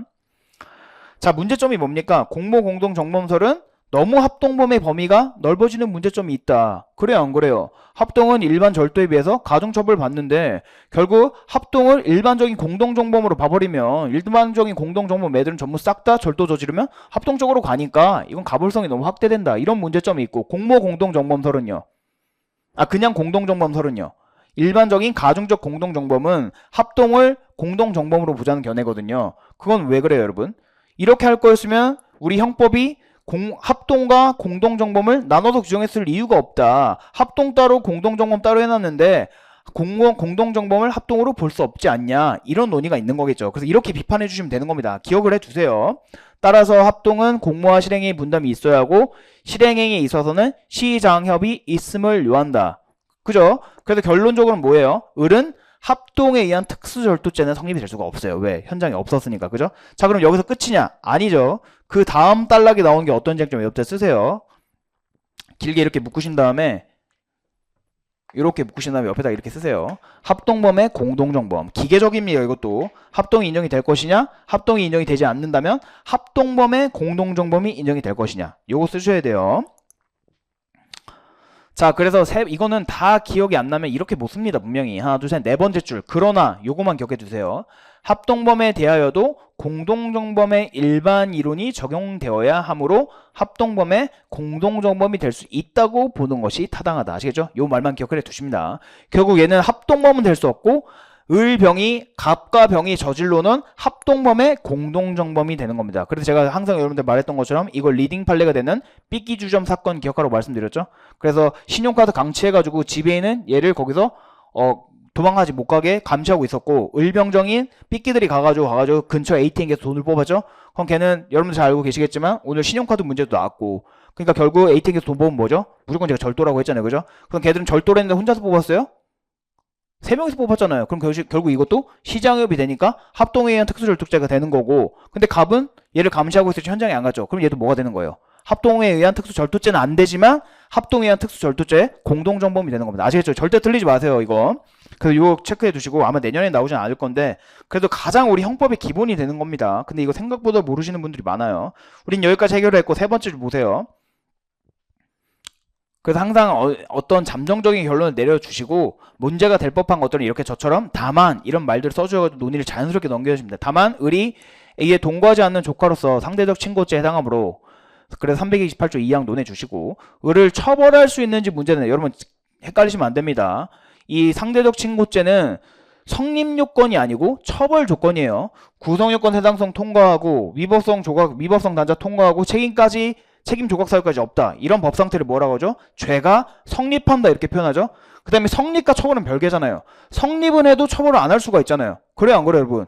지금 절도죄가 성립을 했는데 형 면제 신분에 있으니까 처벌할 수 없는 거죠. 그러니까 표현을 잘 하셔야 돼요. 그래서 절도죄가 성립하지 않는다가 아니고 절도죄는 성립을 하는데 오늘은 뭐가 되는 거예요? 상대적 친고죄, 신분으로 인해서 상대적 친고죄에 있는데 삼촌이 고소를 했다. 그러니까 뭐냐니까 처벌을 할 수 있을 것이다. 이렇게 표현을 하셔야 되는 거예요. 무슨 말씀 이해하셨죠 여러분? 이 상대적 친고죄에서의 신분은 죄의 성립 요소가 아닙니다. 이건 처벌 요소인 거예요. 아시겠죠? 이것도 잘 구별하셔야 돼요. 그래서 경찰에서 을에 대한 처벌을 원했기 때문에 처벌을 할 수 있다. 라고 쓰시고 자 3번 보세요. 이것도 놓치시면 안 되죠. 강도상해죄 공동정범이 성립할 거냐. 중강도에 대해서 예견 가능성 없다. 따라서 강도상해죄 성립하지 않는다. 이렇게 가면 되는 거겠죠. 아시겠죠 여러분? 그래 체크하시고 그다음에 마지막으로 결론 이렇게 쓰시면 되는 거예요. 갑은 무슨 죄, 을은 무슨 죄, 병은 무슨 죄가 성립한다. 항상 결론은 배점이 있으니까 이렇게 깔끔하게 결론을 맺어 주셔야 됩니다. 아시겠죠? 체크하시고 자 이제 2번을 볼게요. 아까 전에 봤었던 것처럼 아까 우리 읽었죠? 그래가지고 막 도망을 갔는데 얘가 지금 정죄해라. 내가 지금 그 신고받고 갔는데 인상착의 비슷하니까 정죄해라. 이게 바로 경제법상의 불신 검문이죠. 거동 불심자에 대해서 이렇게 하는 거. 이렇게 했는데 얘가 어떻게 했어요? 정죄하지 않고 도망갔죠. 그러니까 추격하다가 얘 옷을 붙잡았다. 그럼 결국 어떤 신체에 대한 유형력의 행사인 건데 불신 검문 중에 그 신체에 대한 유형력의 행사 같은 어떤 그런 유형력의 행사를 어느 정도 허용할 것이냐 이 쟁점이 잡히는 겁니다. 그래서 2번 문제가 뭐예요 여러분? 1과 관련하여 경찰관이 갑의 옷자락을 붙잡은 행위의 적법성 및 가능한 체포의 방법을 논하셔요. 아까 체포를 했다고만 돼 있었어요. 어떤 체포의 유형인지는 나와 있지 않습니다. 자, 여러분 고개 들어보세요. 형사소송법상 우리나라 형사소송법상 체포의 유형이 몇 가지죠? 딱 3개밖에 없어요. 첫 번째가 뭐예요? 기본적인 형태인 영장체포. 두 번째는요. 긴급체포. 세 번째는요. 현행범 체포입니다. 그럼 오늘 사안에서는 이 3가지 체포 방식 중에 어떤 게 가능하냐 그걸 쓰라는 거예요. 일단 여러분 영장체포 돼요? 영장체포는 안 되겠죠. 영장체포라는 거는 사전에 영장을 봐서 체포하는 걸 말하잖아요. 근데 아까 전에 무슨 대포항이었나? 어디였죠 이거? 아, 평택항. 평택항에서 얘를 잡았죠? 이거는 지금 영장을 받을 시간적 여유가 없잖아요. 그러니까 일단 영장체포 제끼고, 그럼 결국엔 두 가지 뭘 쓰라는 겁니까? 현행범 체포랑 긴급체포가 되는지 그걸 쓰라는 겁니다. 그래서 여러분들 잘 외우는 현명필, 긴중필 잘 쓰라는 거였어요. 그래서 보시면 결국 불신검문 첫 번째 쟁점이 불신검문이랑 그 다음에 실력행사. 맞죠, 여러분? 그래서 근데 이것도 논리 일관성 갖추셔야 돼요. 여러분들 그 우리 형사동부 판례 보시면 알겠지만 불신검문이 위법하면 이 불신검문에 계속 체포한 게 어떻게 돼요? 이것도 같이 위법하다고 대법원이 보잖아요. 불신검문 위법하다 그래놓고 체포가 가능해. 이것도 또 논리 모순이 되는 겁니다. 그럼 사람이 좀 눈치가 있어야 돼요. 이게 결국 불신검문이 적법하니까 체포도 적법해지는 구조로 가는 거지. 불신검문이 위법하면 밑에 체포가 적법 이건 논해줄 필요도 없는 거죠. 왜? 대법원이 불신검문이 위법하면 그것에 기인한 긴급체포, 현행범 다 위법하다고 보잖아요. 그죠? 그러니까 결국엔 불신검문이 적법하니 이거에 대한 체포가 가능한 이 쟁점으로 떨어지는 겁니다. 그래서 제가 이건 목차 하나, 둘. 그래도 우리가 영장체포, 긴급체포, 현행범 체포가 있다는 종류만 가볍게 언급해 주시고 오늘 사안에서 뭐가 가능하다? 현행범이랑 긴급체포가 가능하다. 반성하세요. 지금까지 내 머릿속에 지금 현행범 체포와 긴급체포가 머릿속에 들어가 있질 않다. 그럼 반성하셔야 됩니다. 이거를 지금 시간 없는데 이걸 지금 법조문을 찾는다고요? 말이 안 되는 거예요, 여러분. 자, 현행범 외우고 계시죠? 현명필이죠? 이건 뭐예요? 현행범 범죄를 실행 중이거나 직후인 자예요. 이건 요건은 아니에요. 정확히는 그냥 이렇게 외우세요. 실행 중이거나 실행 직후인 자야 되고 범죄가 명백해야 됩니다. 위법성 조각사유나 책임 조각사유가 있는 게 명백해 보여요. 그럼 현행범 체포를 할 수가 없어요. 자, 마지막 이 필요성은 뭐죠? 체포의 필요성이죠. 이건 제가 여러분들이 뭐라고 외우라고 했어요. 이거는 도인염려를 아예 외워두세요, 여러분. 이거는 체포가 됐건 구속이 됐건 어디서든 많이 쓰이는 거니까 이 도인염려가 뭐냐면 도주의 우려나 증거인멸의 염려가 있어야 됩니다. 법조문 찾아보시면 이건 없어요. 필요성 요건은. 하지만 이거는 대법원이 인정한 요건입니다. 그죠? 자, 그 다음으로 이제 긴급체포. 긴급체포는 뭐죠? 긴중필이죠. 이 긴은 뭐냐면 긴급성이에요. 영장을 받을 시간적 여유가 없을 때. 아니, 영장을 받을 시간적 여유가 있으면 영장 받아가지고 체포하면 되잖아요. 근데 오늘 사안처럼 또 이름 까먹었네. 어쨌든 그 항에서 받을 때 오늘 영장을 받을 시간이 없었죠. 영장을 받을 시간이 없었으니까 긴급성 인정되고 이게 중요하죠. 중대성. 이건 뭐예요? 사무장 3년 이상. 위쪽이 3년 이상이어야 돼요. 그래서 폭행죄로 긴급체포를 했다. 안 되죠. 위쪽이 3년 이상이 아니잖아요. 그래서 중대범죄 정도는 돼야지만 긴급체포를 할 수 있는 겁니다. 마지막으로 필요성은 똑같죠. 도인 염려. 도주의 우려나 증거인멸의 염려가 있어야 된다. 그래서 오늘 사안에서 딱 보면 이거 두 개가 다 가능하게 되는 거겠죠. 그죠? 그래서 아까 전에 무슨 뭐 소매에 무슨 뭐 피가 묻어 있었다. 그건 괜히 준 게 아니고 현행범 쓸 때 아까 준 현행범이 거기다가 포섭하라고 그 말을 준 거예요. 아시겠죠, 여러분? 그래서 체크해 두셔야 됩니다. 요거를 쓰는 거였어요. 이건 가볍게 볼게요. 이건 어렵지 않았으니까. 이런 것도 그냥 준 문제입니다. 제가 봤을 때. 빠르게 봅시다. 2번. 그래서 보시면은 설문 2의 해설 보시면 그래서 불신검문 그리고 논점 쓸 때도 가볍게 쓰세요. 불신검문 적법한지 그리고 적법하다면 갑을 체포하기 위해 가능한 체포 방법이 뭔지 그 불신검문 가볍게 써주시고 경지법은 반드시 논해 주셔야 돼요. 경지법 3조에. 그 다음에 그 두 번째 달리기 두 번째 줄 보세요. 다만 갑이 경찰관의 정지 요구에 불응하여 도주했기 때문에 이 경우 그럼 안녕히 가세요 이렇게 놔줄 수는 없잖아요. 그죠? 이 경우에 어느 정도 실력 행사가 가능하냐 이게 또 문제가 되는데 이거에 대해서 여러분들 또 잘 외워주신 것들이 있죠. 제한적 허용설, 예외적 허용설이 있는데 판례는 뭐다? 목적 달성에 필요한 최소한의 범위 내에서는 사회 통념상 용인될 수 있는 상당한 방법. 그래서 이제 또 이것도 해석이 필요하죠. 그럼 도대체 사회 통념상 용인되는 건 뭔데? 그래서 가로 먹거나 아니면 이렇게 잡는 것 이 정도는 대법원이 허용한다고 봅니다. 아시겠죠? 그래서 요 정도 오늘 사안에서 옷을 붙잡았죠? 그러니까 오늘은 옷을 붙잡았으니까 목적 달성을 위해서 필요한 최소한 범위 내에서 사회 통념상 용인될 수 있는 범위 내다. 따라서 오늘은 뭐다? 불신검문이 적법하다. 이렇게 가주면 되는 거겠죠. 자, 그 다음 3번. 가능한 체포의 방법. 그래서 저처럼 체포의 종류를 가볍게 써주시고 그 다음에 이제 긴급 체포의 가능 여부, 현행범 체포의 가능 여부 이렇게 가볍게 써주시면 되는 겁니다. 결론은 뭐다? 결국 오늘은 얘를 체포할 수 있는 방법은 뭐다? 영장 체포 안 되고 현행범 체포랑 긴급 체포 두 가지가 가능하다. 이게 결론인 겁니다. 아시겠죠? 자, 그 다음에 다시 올라갑시다. 위로. 문제. 그러니까 여러분 오늘 올해 시험 문제가 어려웠던 게 이따 이문 보면은 양가로 1번 같은 공통사실관계 긴 게 하나 더 있잖아요. 근데 지금 보시면 양가로 이번에 이렇게 또 긴 사실관계 또 하나 있어요. 근데 어렵지 않아요. 대각선으로 읽어보면 결국엔 죽인 거거든요. 살인 미수인데 한 명은 살렸고 한 명은 살리지 않은 거. 이거 요약하면 그냥 그거예요. 그래서 보시면 이건 지울게요. 이제 끝났으니까. 뭐 직장 동료였나? 뭐 읽었다는 걸 전제로 직장 동료인가 했는데 정이랑 무가 얘들이 그러니까 뭐 B가 뭐 되게 마음에 안 들었나 봐요. 직장에서. 그러니까 얘를 죽이기로 결심을 하죠. 그래서 뭐 얘는 뭐 이렇게 뭐 렌트를 하고 얘는 뭐예요, 결국? 운전하죠? 운전해서 그리고 고의도 줘요. 살해하기로라고 줘요. 아니 이미 신문에서 이미 살해라는 고의를 줬는데 내 마음대로 무슨 뭐 폭행이나 과실 이런 건 따질 필요가 없는 겁니다. 그럼 결국 얘네는 뭘 공모한 겁니까? 살인을 공모한 거. 그리고 뭐래요? 특별법은 논외라고 할 거 이렇게 돼 있죠? 그럼 뭐예요? 보복 목적 살해 이런 거 검토하지 말라는 겁니다. 형법상 범죄만 검토하라는 거예요. 그럼 결국에 얘네들은 뭘 한 겁니까? 살인죄를 공모한 거죠. 살인을 공모했고 지금 역할 분담도 했네. 한 명을 렌트해오고 한 명은 운전했고 맞죠? 그러니까 결국엔 살인을 공모했고 둘이 같이 저질렀으니까 뭐가 되겠어요? 살인죄 공동정범이 되겠죠. 하지만 결론이 있죠. 아까 B는 나중에 어떻게 돼요? B가 죽질 않아요. 살인죄에서 사람이 살았다 그럼 뭐가 되는 거예요? 살인 미수가 되는 거죠. 근데 이 미수가 어떤 형태로 이루어지냐? 얘가 나중에 후회를 하죠. 얘 죽이면 안 되겠다. 그래가지고 119 구조에다가 신고해가지고 구조대로 하여금 병원에 후송되게 하죠. 그럼 뭐예요? 그거 기계적으로 뭐 쓰라는 겁니까? 이 중지미수 쓰라는 거잖아요.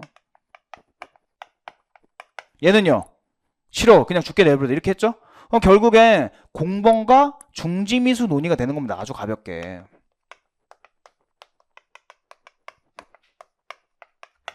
그럼 뻔한 거 아니겠어요?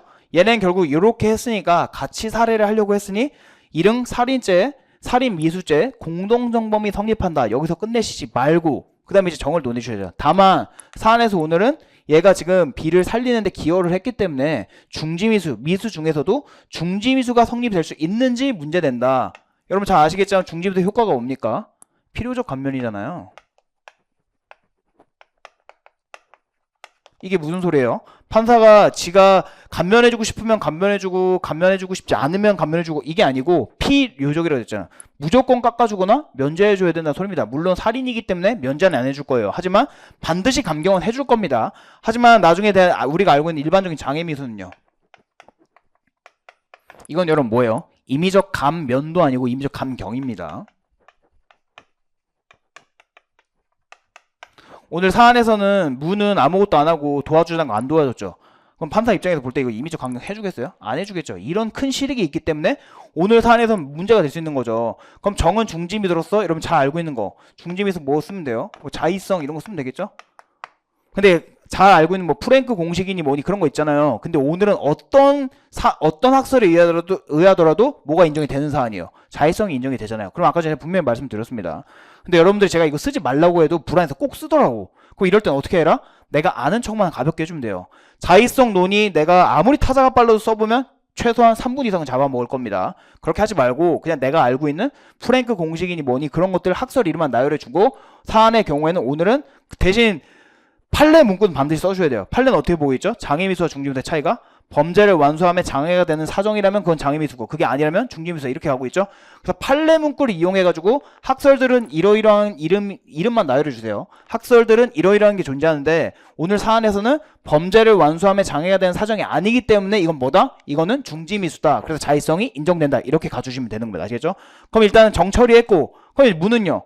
그때부터 이제 공범과 중지미수 논의를 써주시면 되는 겁니다. 그래서 이 중지미수는 일신 정속성이기 때문에 중지하는 사람에게만 미치지 공범에게는 미치지 않는다. 따라서 사안에서 정은 중지미수가 되지만 무에게는 결국 뭐가 된다? 장애미수가 된다. 요거 쓰라는 쟁점이었습니다. 그죠? 아시겠죠 여러분? 자 이것도 가볍게 봅시다. 그리고 이거는 여러분 밑에 이제 우리가 형사소송법이 있으니까 밑에를 좀 읽읍시다. 중간에 하나 둘 셋 넷 다섯 여섯 번째 줄 정의 신고를 받고부터 읽읍시다. B의 구조를 요청하였고 정의 신고를 받고 출동한 구조대에 의해 병원으로 이송된 B는 가까스로 목숨을 건질 수 있었다. 그냥 기계적으로 보면 이거 중지무수구나. 그리고 병원은 조금 더 쓰실 수 있으면 병원은 누구와 동일시할 수 있다? 정과 동일시할 수 있다. 뭐 그런 말들 그죠? 그 정도 써주시면 되는 거. 자 그 다음 줄 경찰관 P는 정을 조사하였고 정은 범행을 자백하며 무가 범행 당일 평택항을 통해 중구로 출국할 계획이라고 진술하였다. 경찰은 당일 정오에 평택항에서 동그라미 하나 해주세요. 출국하려는 무를 긴급 체포하면서 긴급체포 동그라미. 자, 여러분 앞에 물을 긴급체포하면서 앞에 적법하다는 말 있어요? 없어요? 없죠? 이럴 땐 뭐다? 긴급체포 다시 한번 검토해 주셔야 돼요. 왜냐면 이거를 검토하지 말라고 출제기관에서 내려고 했으면 맨 마지막 줄 보세요. 경찰은 적법한 절차에 따라서 사후영장을 받았다. 이미 출제기관에서 적법한 절차에 따라 사후영장이라고 했는데 지금 우리가 사후영장 다시 검토할 필요가 있어요, 없어요? 이럴 때는 있어요, 없어요? 없는 거잖아요, 그죠? 그러니까 만약에 아까도 문제에서 오늘 물을 적법하게 긴급체포했다. 그럴 땐 긴급체포를 우리 검토해 줄 필요가 없어요. 근데 오늘은 뭐다? 긴급체포는 그냥 긴급체포했다고 했으니까 긴급체포가 적법했는지부터 시작해 줘야 되는 거예요. 왜냐면 여러분 잘 아시겠지만 216조 1항 2호는 체포 현장에서 압수수색 등이죠. 그럼 그 체포 현장에 압수가 되려면 체포가 적법해야지 체포 현장에 압수가 적법해지지 않겠어요? 긴급 체포가 적법해야지 거기에 이은 216조 1항 2호의 체포 현장의 압수 등도 적법해지는 겁니다. 아시겠죠? 제가 지금 무슨 말씀 드리는 건지. 자, 그래서 긴급 체포하면서 무가 소지하고 있던 휴대전화를 영장 없이 압수하였다. 휴대전화는 일반 압수물이 아니고 뭘로 볼 수 있어요? 정보 저장 매체. 제가 분명히 그랬죠. 형사소송법도 요즘 정보 저장 매체와 관련된 이미 제출물 같은 게 트렌드라고. 그죠? 역시나 정보 저장 매체를 냈죠. 영장 없이 압수하였고 조사 과정에서 무는 범행을 부인하면서 휴대전화 분석 절차에는 참여하지 않겠다고 했다. 거기 가로. 기계적으로 나와야 됩니다, 여러분. 제가 분명히 그랬죠. 그 압수수색할 때는 뭐 해야 된다고 했었죠? 참여권을 보장해주고 명세 특정 목록의 목록 등을 교부해줘야 한다. 이런 절차 보장이 이루어져야 된다고 했었죠. 근데 지금 얘 오늘 뭐라고 했어요? 참여하지 않겠다. 이건 무슨 소리입니까? 참여권을 지가 스스로 포기한 게 되는 거겠죠. 그럼 거기에다가 이따가 여러분들 포섭할 때 쓰시면 되는 거고, 휴대전화 분석 결과 정과 무의 대화 녹음 파일이 복구되었고 대화 중 트럭이 준비되었으니 자정이 되면 실행하자라는 거기 가로. 이게 이따가 문제가 되죠. 트럭이 준비되어 있으니 자정이 되면 실행하자라는 정의 발언이 확인되었다. 그러니까 학생들이 녹음이 나오니까 그냥 막바로 313조를 논해주기 시작한 겁니다. 이거는 지금 녹음 테이프에 누군가의 진술이 기재되어 있구나. 그래서 313조에 피고인의 진술을 기재한 서류 쪽으로 가가지고 녹음 테이프 이렇게 가거나, 오늘은 무를 기준으로 했을 때 정은 피고인이 아니죠. 그러니까 피고인 아닌 자의 진술이니까 피고인의 진술을 기재한 서류에 준해서 이걸 증거 능력을 논해주구나. 이쪽으로 갔습니다. 그럼 아마 그거는 논탈이기 때문에 점수를 반밖에 못 받았겠죠. 자, 그리고 여러분 이 문제가 참 좋은 게 정과 무의 대화 녹음 파일이죠. 근데 이거 아까 뭐라고 돼 있어요? 두 번째 보시면은 맨 마지막 줄 보세요. 미 녹음 파일은 무가 정 몰래 녹음한 것이었다. 자, 그러면 이제 모두 문제가 되는 거예요. 이거는 통비법도 문제가 되는 겁니다. 맞죠, 여러분? 이것도 도식화 시켜보면 아주 간단해요. 여러분 나중에 혼자서 복습하실 때는 한번 이렇게 저처럼 그림으로 좀 도식화를 하세요. 보시면은 지금 긴급체포 체포하면서 뭘 압수하죠? 휴대전화 압수하죠.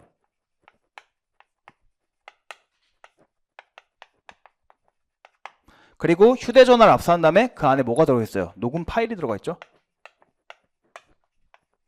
녹음 파일 중에서도 이렇게 들어가 있죠. 그러면서 아까 문제에서 뭐라고 되어 있어요? 휴대전화 압수의 적법성에 대해서 논해 주시오. 이렇게 돼 있었죠. 그럼 결국 휴대전화 압수의 적법성이니까 아까 봤던 것처럼 이거는 긴급체포에서부터 시작이 된 논의인 거죠. 그래서 긴급체포의 적법성 써주시고, 긴급체포하면서 거기서 뺏은 거니까 우리가 잘 알고 있는 216조 1항 2호에 체포 현장의 논의가 들어가는 겁니다. 체포 현장에서 압수 등.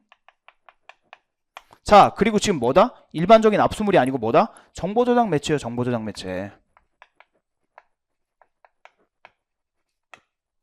그리고 여러분 잘 아시겠지만 정보저장 매체는 어떻게 압수를 해요? 제가 항상 말씀드렸듯이 형사소송법 106조 3항에 있습니다. 한 번이라도 법조문 좀 체크를 하세요. 뭐죠? 1번 뭐예요? 범위를 정해서 어떻게 하라고요? 출력 또는 복제하는 게 원칙입니다. 그러니까 휴대전화가 됐건 컴퓨터가 됐건 막바로 하드 뜯어가지고 들고 오지 말고 원칙적인 형태가 뭐다? 범위를 정해서 관련된 부분만 출력하거나 아니면 어떤 USB 같은 메모리에다가 복사해봐라. 이게 원칙입니다. 그래서 범위를 정해서 출 또는 복이 원칙이에요. 출력이나 복제하는 게 원칙인데 예외적인 사정이 있을 수 있죠. 어제 보니까 이재용 회장님 또 재판 봐서 무죄 받으셨던데 삼성 털으러 가면 출력 또는 복제가 불가능하지 않겠어요? 이거 언제 텁니까 다, 그죠? 그러니까 이렇게 출력하거나 복제하는 게 불가능하거나 또는 현저 곤란할 때 이땐 뭐래요? 이때는 아예 자체를 압수할 수 있다. 그죠? 오늘 이것도 논해 주셨어야 돼요. 그래서 제가 어디다 아까 동그라미 하라고 했어요.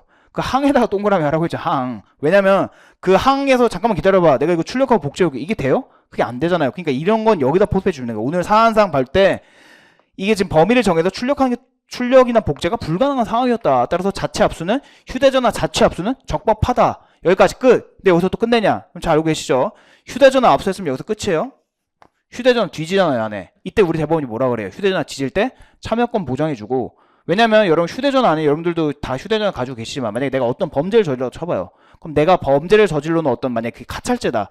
카찰죄 영상이 있을 수도 있지만 내 가족과 관련된 그런 나의 어떤 개인적인 프라이버시가 담길 수도 있다는 거죠. 그러니까 대법원의 취지가 뭡니까? 참여권 보장해 주라는 거예요.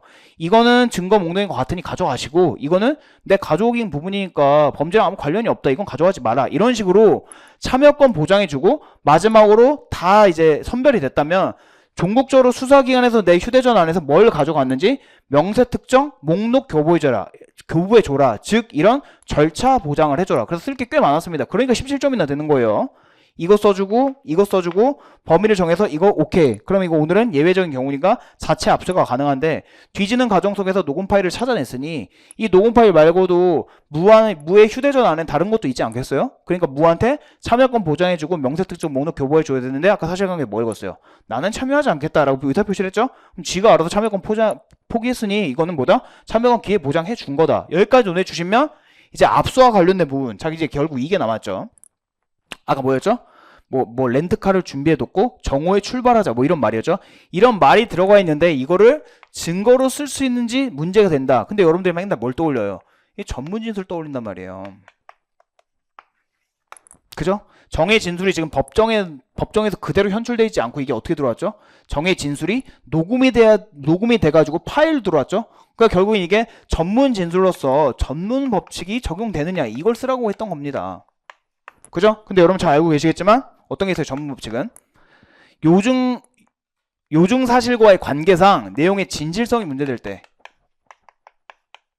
내용이 팩트냐 거짓이냐 그게 문제될 때는 전문 법칙이 적용이 되지만 이게 그냥 존재 자체가 문제될 때 이럴 때는 이거는 그냥 원본 증거로서 뭐가 적용되지 않는다? 전문 법칙이 적용되지 않는다. 오늘은 뭐예요? 이쪽이에요 여러분.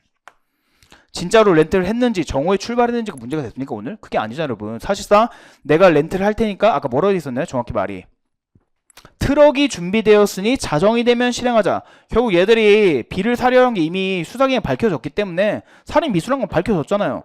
그러니까 트럭이 지금 자정이 돼서 출발했는지 12시에 출발했는지 그게 문제가 된 거예요? 그게 아니라는 거죠. 이 말을 했다는 것 자체가 뭡니까? 그냥 살인 미수의 실행 과정이라는 거죠. 이건 그냥 존재 자체라는 거예요. 그렇기 때문에 이건 뭐다? 전문 법칙이 적용되지 않는 그냥 원본 증거다. 따라서 오늘 뭡니까? 증거 능력이 있다. 이렇게 떨어지는 지문이었습니다. 아시겠죠 여러분? 그래서 사실 요게 조금 어려웠으셨을 것 같아요. 여러분들 지금 올해 시험을 치셨던 분들은. 그래서 요 정도를 체크해 보시고 자 방가리 2번도 봅시다 여러분. 이것도 꽤 좋은 문제인 것 같습니다. 자 뭐라고 되어 있어요? 정에 대한 제1심 공판에서 정의 범행을 부인하면서 경찰관 피의 작성의 정에 대한 피의자 신문조서 이거 볼 것도 없죠. 정 재판에 있어서 사경 작성의 피의자 신문조서를 뭐라고 부릅니까? 그냥 당해 피고인의 뭐라고 불러요 이걸 여러분? 사경 작성의 피의자 신문조서죠? 그럼 결국엔 312조 사망이 적용되는 거고 정 내잖아요 요건이 적법 절차 방식에 따라 작성이 되고 내용을 인정해야 되는데 지금 내용 부인했잖아요. 그럼 결국엔 증거 능력이 없는데 그렇다면 얘가 부인을 했기 때문에 정의 진술은 증거로 쓸 수 없는데 이 정의 진술을 법정으로 흘러 들어올 수 있게 하는 방법이 도대체 뭐냐 이걸 낸 겁니다. 근데 여러분들 항상 전문 진술 보실 때 괄호는 안 봐요 법조문에. 그래서 316조 1항에 여러분 뭐라고 돼 있어요? 제가 분명히 조사자 증언자도 한번 나올 거라고 했잖아요. 316조 1항 이게 결국 전문 진술이죠. 그래서 제가 여러분들 이렇게 외우라고 했잖아요. 원, 피신, 그 다음에 2항이 원화, 필신 이렇게 외우라고 했었죠. 원 진술이 피고인의 진술을 그 내용을 할 때는 특신 상태만 갖춰지면 증거 능력이 있고 원 진술이 피고인 아닌 자의 진술을 그 내용을 할 때는 필요성과 특신 상태만 갖춰지면 된다. 그리고 이 원 진술자의 진술이 그리고 가로 열고 뭐라고 되어 있냐면은 피의자를 조사하였거나 조사하였던 자 이렇게 되어 있어요. 그럼 이건 무슨 소리예요? 비록 이게 312조 사망으로 그 경찰에서 작성된 피의자 신문 조서는 증거 능력이 날아간다고 하더라도 법정에 나와서 그 만약에 오늘 사는 정이죠. 정을 조사했던 사경이 나와가지고 얘가 경찰 조사 받을 때 이렇게 살인미수 했다고 말한 적이 있습니다 라고 하면 어디 쪽으로 간다는 소리예요? 이쪽으로 간다는 소리입니다. 그래서 결국 여러분이 비판을 많이 받았어요.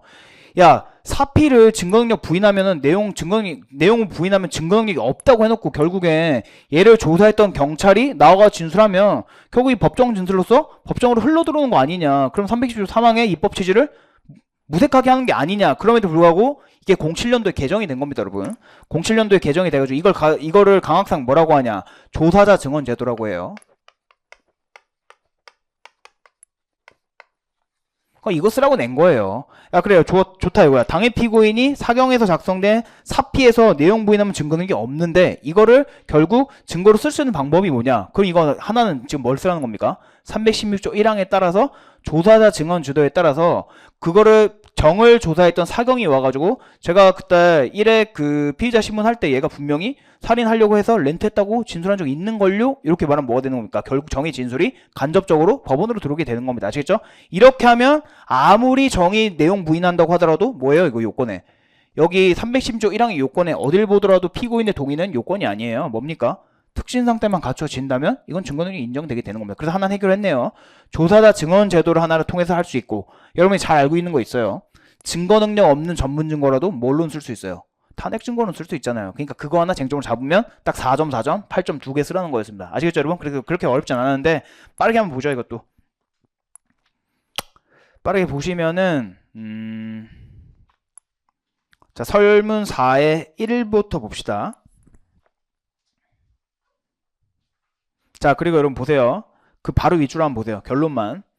그 위에 아까 우리 봤었던 거. 정과 무는 살인미수죄 공동정범이 성립하고 정은 중지미수의 효과로서 형의 필요적 감면을 받게 되나 무는 임의적 강경을 받게 될 뿐이다. 이렇게 아주 깔끔하게 답안을 처리해 주시면 되는 겁니다. 아시겠죠? 그럼 이 친구는 이게 그 중지미수와 중지미수와 장의미수가 어떤 차이점이 있는지도 정확하게 알고 있구나. 이런 인상이 아주 강하게 각인이 됩니다. 채점자들한테. 자, 4번 보시면 무에 대한 휴대전화 압수, 체포 현장에 압수로서 적법한지 이것도 마찬가지죠. 적법하다면 위 녹음 파일이 통비법 위반에 해당이 되는지 그리고 마지막으로 녹음 파일 내의 정의 진술이 전문 증거로서 전문 법칙이 적용되는지가 각각 문제된다. 그러면서 적법성 써주시고 아까 제가 말씀드렸죠. 긴급체포는 적법하게 긴급체포하였으므로 이런 말이 없기 때문에 긴급체포가 적법한지부터 따져줘야 됩니다. 긴급체포부터 만약에 날아갔다. 그럼 다 끝난 거예요, 뒤에. 잘 알고 계시죠? 긴급체포가 만약에 위법하다 그러면 뒤에 얻은 휴대전화는 뭐가 되는 겁니까? 위수증이 되는 거고 휴대전화 내에 있는 녹음 파일 등은 뭐가 됩니까? 제2차 증거로서 어차피 증거능력이 없게 되는 겁니다. 따라서 긴급체포가 적법하다는 것부터 시작이 돼야지만 논의가 시작이 될 수가 있는 겁니다. 그래서 쭉쭉 써주시고 1번은 어렵지 않죠. 긴급체포가 적법하니까 216조 1항 2호 영장주의 예외에 따라서 체포 현장에서의 압수이기 때문에 그리고 아까 전에 뭐라고 했어요? 적법하게 사후영장을 받았다고 했으니 일단은 뭐는 압수가 적법해지는 겁니까? 휴대전화 자체에 대한 압수는 적법해지는 겁니다. 자, 그 다음 장. 자, 한 편부터 보세요. 한 편 제가 다 줄을 쳐놨죠. 압수 목적물이 정보 저장 매체인 경우에는 휴대전화 자체를 오늘 압수했잖아요. 그죠? 그러면 이제 휴대전화 안에 관련된 정보가 있을 수 있는데 그럼 지금 휴대전화 자체를 압수할 수 있는 어떤 예외적인 사유가 있냐 그걸 따져줘야겠죠. 그래서 원칙적인 형태가 뭐다? 두 번째 줄에 출력하거나 복제 거기 동그라미 각각 하시고 그 다음에 그 다음 줄에 복제하는 방법이 불가능하거나 현저히 곤란 불가능이랑 현저 곤란 동그라미 하시고 그럴 때에는 그 다음 줄 결론이 뭡니까? 정보 저장 매체 등을 압수할 수 있다니까 이건 무슨 소리죠? 자체를 압수할 수 있다 이 소리겠죠. 그 다음에 쭉쭉 내려가시다가 이런 과정 속에서도 뭐 하래요? 로마자 1에 피압수 수색 당사자나 그 변호인에게 뭘 하래요? 참여의 기회를 보장하고 그 다음 줄 압수 목록을 작성, 교부하여야 하며 범죄 혐의 사실과 무관한 전 정보의 임의적인 복제를 막기 위한 적절한 조치를 취해야 한다. 그죠? 그래서 이렇게 일반론을 깔아주고 이제 포섭을 하시면 됩니다. 사안에서 두 번째 줄 평택항이라는 장소의 특성상 정보저장 매체 내에 있는 정보를 출력하거나 복제 방식으로 압수하는 것이 불가능해 보인다. 따라서 휴대전화 자체에 대한 압수는 적법해 보인다. 자, 그 다음 줄 또한 녹음 파일의 내용은 살인미수와 관련성이 인정되고 녹음 파일의 취득 과정에서도 무에게 참여의 기회를 보장하였으나 무가 참여하지 않겠다고 하였으므로 참여권 등의 절차 보장도 이루어진 것으로 보인다. 변호사님 여기 근데 명세특정 목록 교부했다는 소리는 없는데요. 이런 거는 좀 눈치 있게 넘어가셔야 됩니다. 여기서 또 갑자기 명세특정 목록 교부가 없으니 위법하다 이래버리면 뒤에 논의가 또 없어지잖아요. 그죠? 이럴 때 그냥 저처럼 그냥 두루뭉술하게 넘어가시면 돼요. 그러니까 여러분 딱 보시면 출제자들이 문제 흐름을 낸 게 있어요. 보일 거예요 이게. 근데 이게 대본에 보이진 않는데 이렇게 오늘 정도 걸 복습하고 나서 보시면 아 이거는 이런 취지로 낸 거구나 보여요. 여기서 만약에 말이 끝났다. 그럼 뒤에 이거 전문지도 따질 필요가 있어요? 필요도 없잖아요. 지금 아웃인데, 그죠? 그러니까 이거는 그냥 눈치 있게 일단은 휴대전화나 녹음 파일까지는 증거가 지금 앞서가 적법하다. 근데 이게 전문 증거로서 논의가 될 것이냐 이렇게 가볍게 넘어가시면 되는 겁니다. 아시겠죠? 그래서 절차 보장도 이루어진 것으로 보인다. 따라서 녹음 파일은 일응 증거 능력이 인정될 것이다. 제가 잠정적 결론을 내릴 때는 일응이란 말을 써주면 좋다고 했었죠.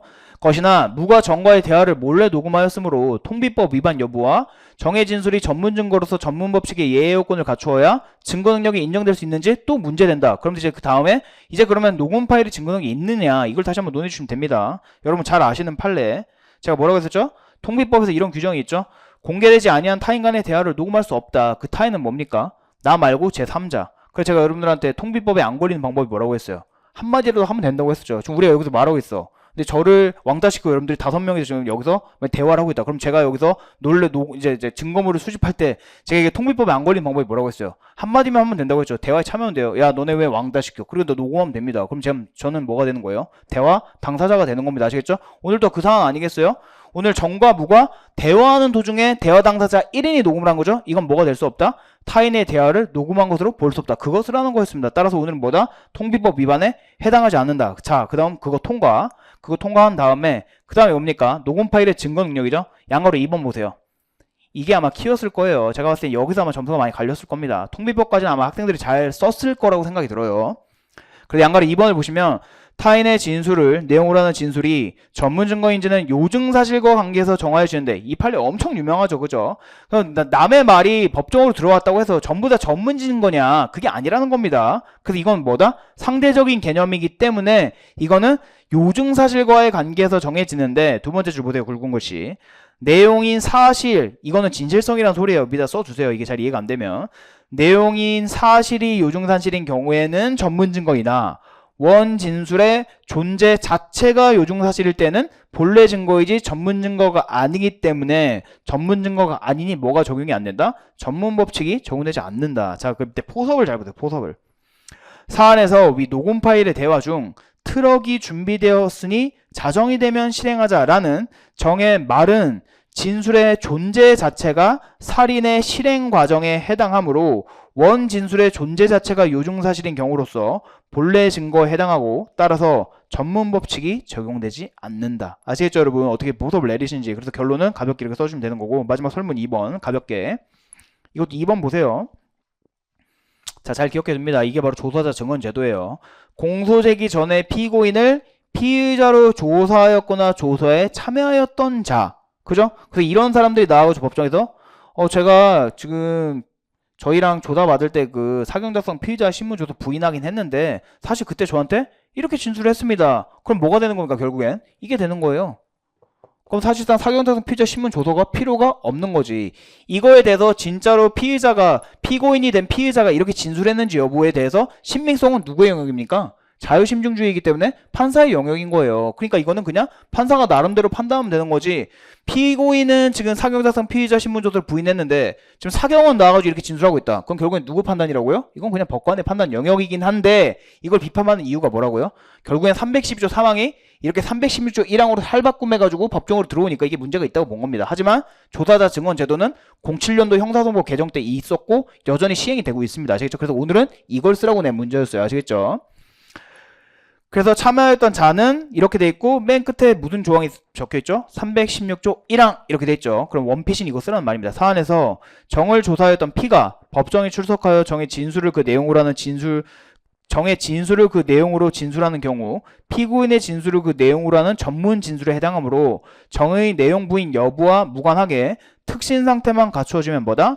정의 진술을 증거로 사용할 수 있다. 자, 그럼 조사자 증언제도 하나 끝냈고, 자, 그 다음 증거 능력 없는 증거에 탄핵 증거로서의 사용을 봅니다. 탄핵 증거는 범죄 사실의 증거, 인정하는 증거가 아니라 뭐다? 진술의 증명력을 다투기 위한 것, 즉 감쇄시키기 위한 거기 때문에 증거 능력 없는 전문 증거도 탄핵 증거로 할 수 있다. 오늘 사안에서는 사경작성 피의자 신문조서는 당해 피고인인 정이 내용을 부인했기 때문에 증거 능력이 없게 되는 거죠. 이렇게 증거 능력이 없는 전문 증거라도 뭐로는 쓸 수 있다? 탄핵 증거로는 쓸 수 있기 때문에 오늘은 무슨 방식이 있다? 두 가지 방식이 있다. 첫 번째, 조사자 증언 제도를 통해서 증거로 활용하거나, 두 번째로 탄핵 증거로서 증명력을 감쇄시키는 용도로 쓰거나. 딱 보시면 제가 여러분들 지금 분명히 말씀드렸습니다. 4점, 5점 정도마다 하나씩 쟁점이 있어요. 내가 오늘 지금 8점인데 지금 내가 이거를 탄핵 증거밖에 찾아내지 못했다. 그럼 지금 뭔가 쟁점 하나 놓치고 있는 거예요. 하지만 본시 때는 그걸 여러분들을 계속 생각하고 있을 시간이 없어요. 일단은 이것만 쓰고 공간 한 5줄 남겨놓고 넘어갑니다. 그래야지만 통백 안 내게 될 수 있어요. 근데 이걸 만약에 내가 붙잡고 있다. 그러면 이거는 지금 뒤에 걸 못 쓰게 됩니다. 지금 이제 1문 끝난 거죠. 1문 끝나면 아직 2문이 남아있기 때문에 바로 넘겨가가지고 칸만 남겨놓고 2문 작성하러 가셔야 되는 겁니다. 아시겠죠? 자, 아무튼 1문은 여기까지만 설명하고 2문도 이제 우리가 중요하니까 2문이 더 어렵죠. 그래서 2문을 좀 설명할 테니까 한 10분 정도만 쉬었다가 두 번째 시간 진행하도록 하겠습니다.